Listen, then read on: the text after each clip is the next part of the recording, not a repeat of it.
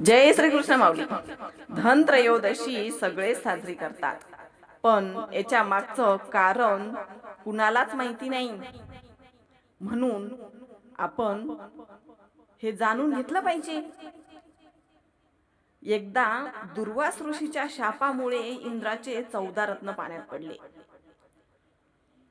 मग आता ते वरती काढायचे कसे? मग त्या समुद्र मंथन करावं लागलं. आता समुद्राचं मंथन करायचं म्हणल्यावर काय करावं? हिमालय पर्वताचा रवी केला आणि वासुकी सर्पाचा दोर केला.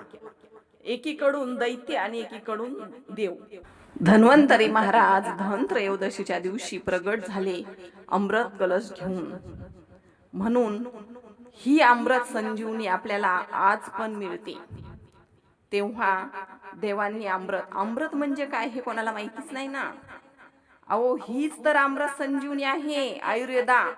त्याच आयुर्वेदामुळे अनेकाचे प्राण वाचलेले आहेत आणि अजूनही वाचतात. मग ही आयुर्वेदा अमृतापेक्षा कमी आहे का? आहे की नाही श्रेष्ठ? म्हणून ह्याचं स्वागत आज आपण केलं. धनत्रयोदशीच्या दिवशी प्रगट झालेले धन्वंतरी भगवान हे आयुर्वेदाचे देवता आहेत.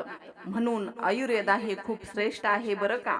पण आपल्याकडे मात्र संयम नसतो, म्हणून आपण इकडे तिकडे भरकटतो.